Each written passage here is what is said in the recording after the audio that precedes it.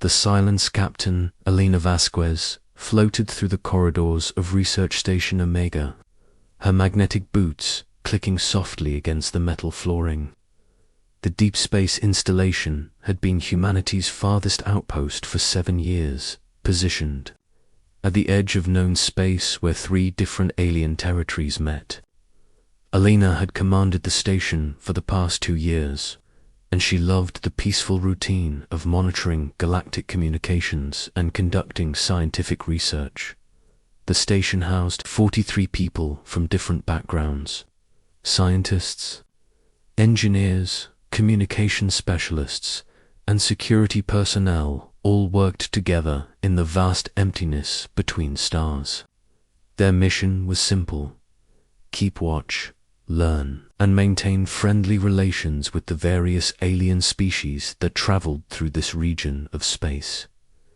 Dr. Marcus Chen sat at his usual spot in the communications center, his dark eyes focused on the multiple screens displaying data from across the galaxy. He had been monitoring interstellar communications for over a decade, and he knew the patterns of every major civilization's broadcasts. The tall, thin scientist took pride in his work, often staying late to analyze unusual signals or help decode messages from newly discovered species. "Elena, you need to see this," Marcus called out, his voice carrying a note of concern that made the captain hurry to his station. Elena approached the communications array, noticing the worried expression on Marcus's face. The screens around him showed various frequency displays and signal patterns from different parts of the galaxy. Most showed their usual activity levels, but one section displayed something that made Elena's heart skip a beat. "Earth's gone completely." "Silent," Marcus said, pointing to a flat line where there should have been constant activity. No military communications, no civilian broadcasts, no scientific transmissions. Nothing at all. Elena stared at the display in disbelief. Earth never went quiet. The home planet of humanity buzzed with constant activity. Millions of people sent messages, broadcasts, and data streams into space every second. The planet's communication networks never stopped, not even during disasters or wars. "When did this start?" Elena asked, her voice steady despite the growing worry in her chest. "About 40 minutes ago," Marcus replied, checking his chronometer. "I thought it might be equipment failure at first, but I've checked everything twice. Our systems are working perfectly. It's Earth that's not transmitting." Sarah Thompson looked up from her navigation console across the room. She was a young woman with bright red hair and sharp green eyes who had joined the station crew just 6 months ago. Despite being new, she had quickly proven herself to be one of the most capable officers Elena had ever worked with. "Captain, I'm detecting some unusual readings from Earth's direction," Sarah reported, her fingers dancing over her control panel. "It's not communication signals, but there's definitely some kind of energy emission coming from that area of space." Elena walked over to Sarah's station and examined the readings. The energy patterns were unlike anything in their database. The mathematical complexity was far beyond anything humanity had ever produced. Yet the signals were definitely originating from Earth's location. Lieutenant Alex Rodriguez entered the communications center just as Elena was studying the mysterious readings. Alex was a former military officer who had joined the research station to escape the politics of Earth's defense forces. He was a big man with kind eyes and a gentle manner that made him popular with the entire crew. "Captain, we're getting some unusual visitors," Alex announced. 3 alien ships just dropped out of hyperspace near our position. They're requesting immediate communication." Elena felt her stomach tighten. Alien ships didn't usually approach their station without advance notice. The fact that multiple species had arrived at the same time suggested something significant was happening. Put them through to the main screen, Alina ordered. The large display at the front of the communications center flickered to life, showing 3 different alien faces. Alina recognized all of them from previous diplomatic encounters. Ambassador Kethfa of the Zephyrian Republic appeared on the left side of the screen. The Zephyrians were a peaceful, bird-like species with beautiful silver feathers and large, intelligent eyes. They had been humanity's allies for over 20 years. Commander Velta of the Andromedan Collective occupied the center of the display. The Andromedans were a silicon-based life form that looked like living crystals. They valued logic and scientific advancement above all else. On the right side of the screen, General Morduk of the Krillian Empire glared at them with his 4 red eyes. The Krillians were a warrior species that resembled giant insects. They had never been hostile to humanity, but they weren't exactly friendly either. Captain Vasquez, Ambassador Kethfa, spoke first, his musical voice carrying obvious worry. We have detected a complete cessation of all communications from human space.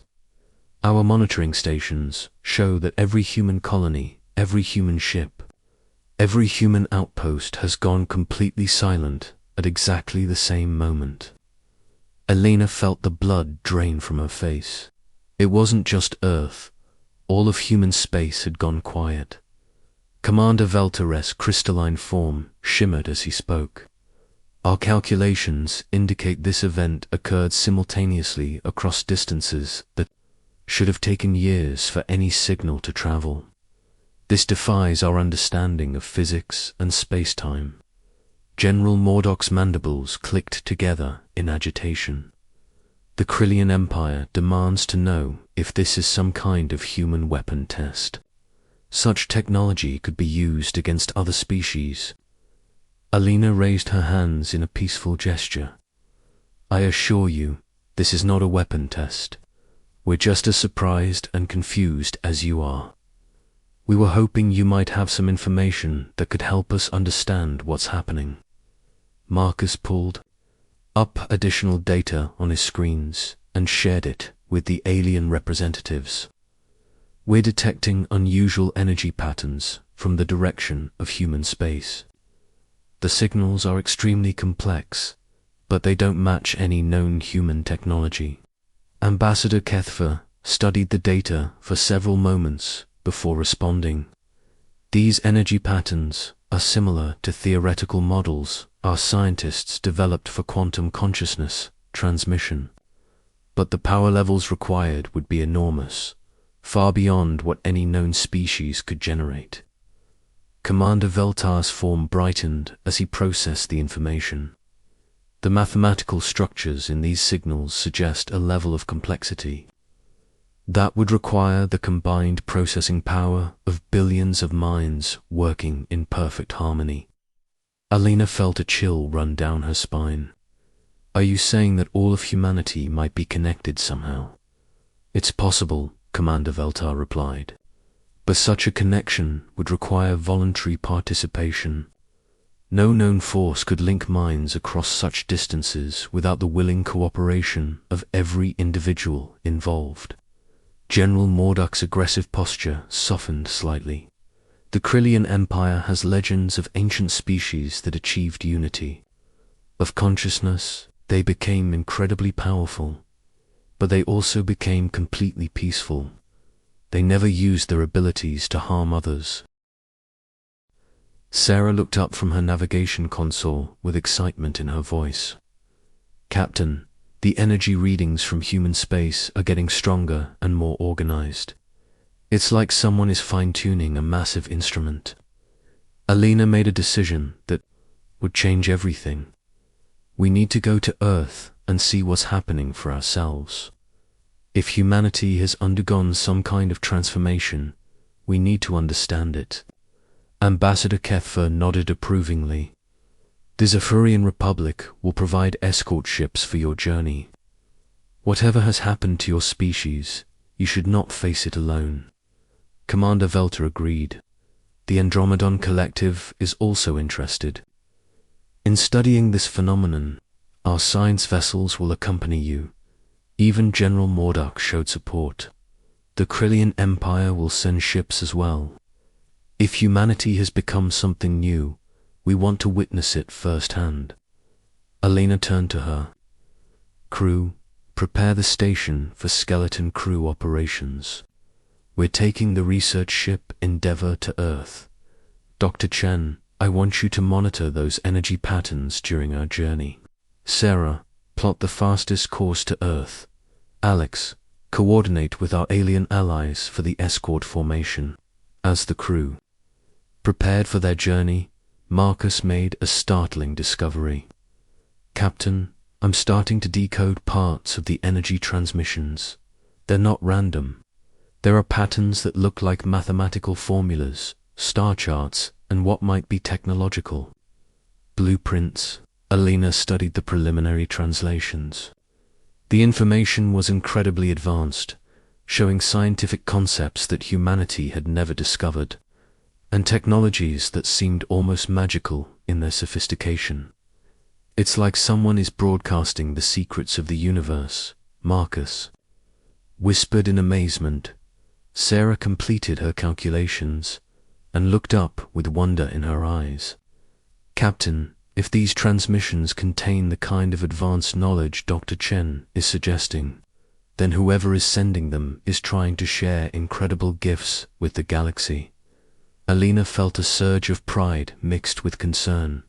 If humanity had somehow evolved or transformed, they were using their new abilities to help others rather than to gain power.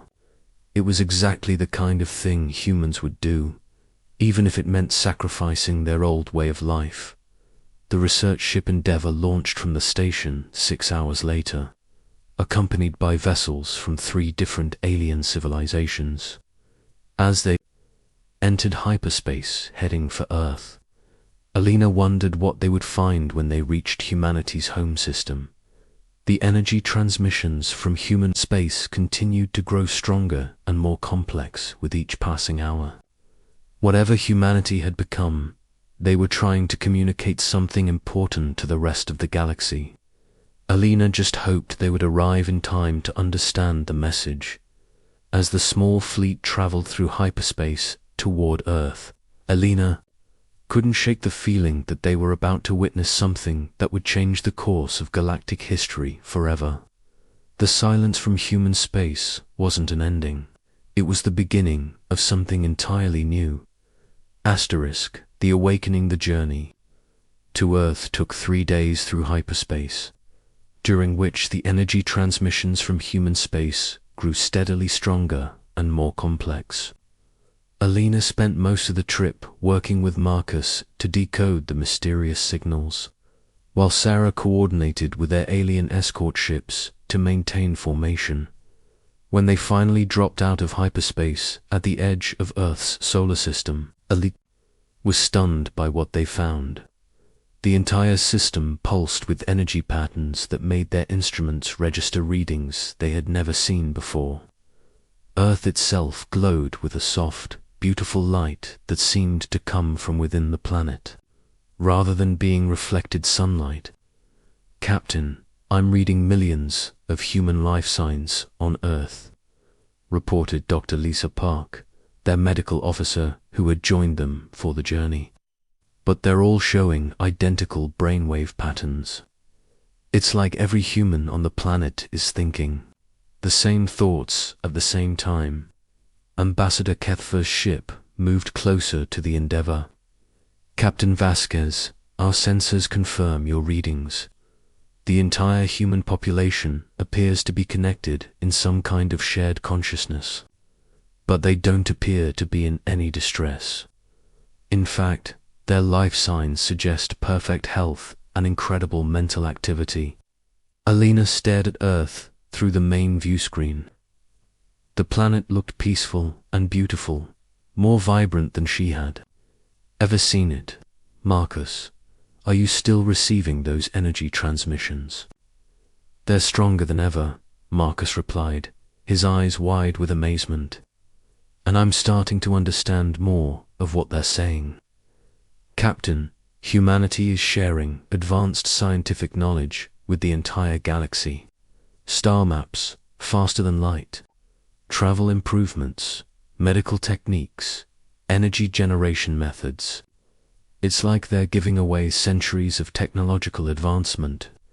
Commander Veltar's crystalline form shimmered with excitement on the communication screen. Captain, our science teams have been analyzing the transmitted data.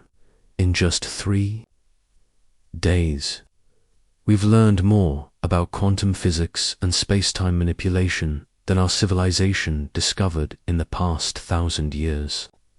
Alina felt a mixture of pride and sadness. Humanity had clearly evolved into something incredible, but at what cost? Were her people still human, or had they become something entirely different?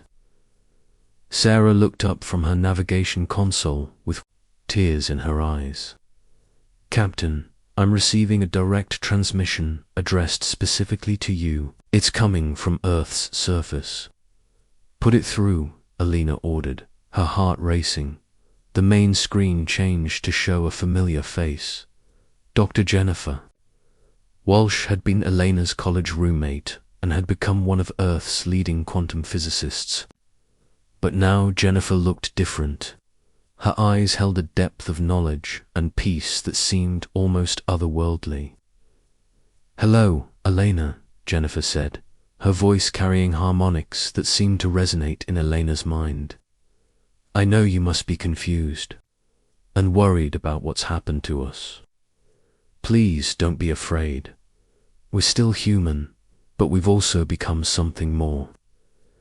Alina leaned forward in her captain's chair. Jennifer, what happened down there? Why did everyone go silent at the same time? Jennifer smiled, and her expression held infinite compassion. We discovered something amazing, Alina. Through quantum consciousness research, we learned that human minds could be linked across vast distances, but the process required complete, voluntary participation from everyone. Every person on Earth had to choose to join the connection. Why would everyone agree to such a thing? Alina asked. Because we saw what we could accomplish together, Jennifer explained. United, our combined intelligence could solve problems that had puzzled us for generations. We could understand the universe in ways that individual minds never could, and, most importantly, we could share that knowledge with other species to help build a better galaxy. Marcus spoke up from his station. Dr. Walsh, the scientific data you're transmitting is incredibly advanced. How did you develop such technology so quickly? Jennifer's image smiled. When billions of minds work together in perfect harmony, there are no limits to what can be achieved. We've solved faster-than-light communication, developed clean energy, sources that could power entire civilizations, and created medical technologies that could eliminate disease throughout the galaxy. General Mordak's image appeared on a secondary screen. Human scientist, why do you share this knowledge freely? Such technology could make your species the most powerful in the galaxy. Jennifer turned her attention to the Krillian general. Because power isn't the goal, General Mordak. Peace and prosperity for all species is what we want to achieve. The universe is vast enough for everyone to thrive. Competition and conflict only hold us all back from reaching our true potential. Alina felt tears forming in her eyes. Jennifer, are you happy? Are all of you happy with this choice?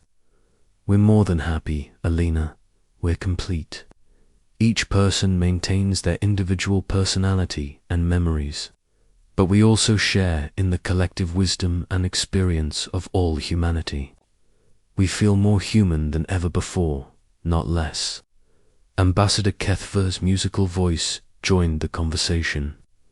Dr. Walsh, the Zephyrian Republic is grateful for the knowledge you're sharing. Our scientists estimate that your transmissions could advance our civilization by thousands of years. How can we repay such generosity? Use the knowledge wisely, Jennifer replied. Share it with other species. Work together to explore the galaxy and discover new wonders. And remember that true strength comes from cooperation, not domination. Commander Veltar's crystalline form brightened. Dr. Walsh, our calculations suggest that your quantum consciousness network could be expanded to include other species. Is this something humanity would consider? Jennifer paused thoughtfully. The technology exists, but such a connection must be completely voluntary. Each species would need to choose for themselves if they want to join the network. We would never force such a change on anyone. Alina realized the magnitude of what humanity had accomplished. They had evolved beyond individual existence while maintaining their essential humanity, and they were using their new abilities to lift up the entire galaxy. Jennifer, what about those of us who weren't on Earth when this happened? What about the human colonies and the people on space stations like mine? You have a choice to make, Alina. Jennifer replied gently. You can join us if you want to, or you can remain as you are. Either way, you're still part of the human family. We would never abandon those who choose a different path. Sarah wiped tears from her eyes as she spoke. Dr. Walsh, how do we know this is real? How do we know you're not being controlled by some alien force? Jennifer laughed, and the sound was purely human despite the otherworldly harmonics in her voice. I know it's hard to believe, Sarah, but ask yourself this. Have we ever acted with more compassion or wisdom than we're showing right now? We're sharing our greatest discoveries freely, asking for nothing in return. Does that sound like the behavior of people who have been enslaved? Alina had to admit that Jennifer was right. Throughout human history, when people gained power, they typically used it for their own benefit. But united humanity was giving away their most valuable possessions without asking for anything in return. Marcus made another discovery at his communications station. Captain, I'm detecting similar quantum consciousness networks beginning to form among several other species. It looks like some civilizations are using the human data to create their own unified consciousnesses. Ambassador Kethva confirmed the report. The Zephyrian Republic is indeed considering joining the quantum network. Our preliminary tests suggest that unified consciousness would end conflict within our species and allow us to explore the galaxy with unprecedented cooperation. General Mordok was quiet for a long moment before speaking. The Krillian Empire has always valued individual strength and competition, but we can see the benefits of what humanity has achieved. Perhaps there is wisdom in unity that we have been too proud to recognize. Alina made her decision. Jennifer, I want to learn more about this quantum consciousness network. Can you transmit the technical specifications so our scientists can study them? Of course, Jennifer replied. But remember, Alina, knowledge is not the same as wisdom. The technology is relatively simple compared to the social and psychological preparation required. Every individual must genuinely want to join the network for it to work properly. Over the following days, Elena's crew studied the quantum consciousness technology while coordinating with their alien allies. They learned that humanity's transformation had been planned for years, with extensive psychological preparation and careful consideration of the ethical implications. The process wasn't permanent or irreversible. Individuals could disconnect from the network if they chose to, though very few ever did once they experienced the benefits of unified consciousness. The network enhanced individual capabilities rather than suppressing them, allowing each person to contribute their unique strengths to the collective. Alina realized that humanity hadn't lost their essential nature through this transformation. Instead, they had become the best version of themselves, united in purpose but diverse in thought, peaceful but not passive, incredibly powerful but completely benevolent.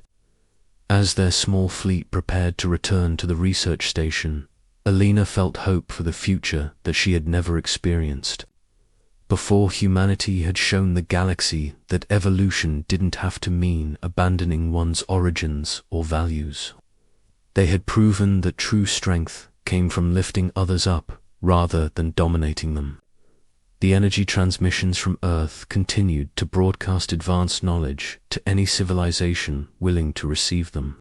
Faster than light communication, clean energy, medical miracles, and countless other technologies flowed freely into the galaxy, transforming civilizations and bringing species together in unprecedented cooperation.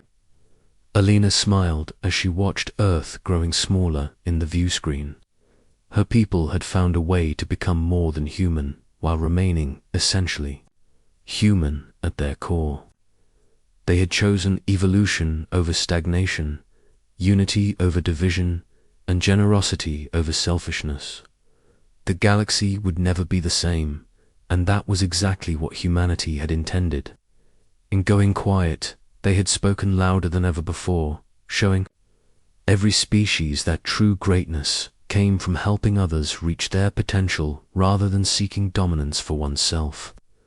Alina set course for the research station, carrying with her the knowledge and hope that would help transform not just human space, but the entire galaxy into something better than anyone had dared to imagine. Asterisk.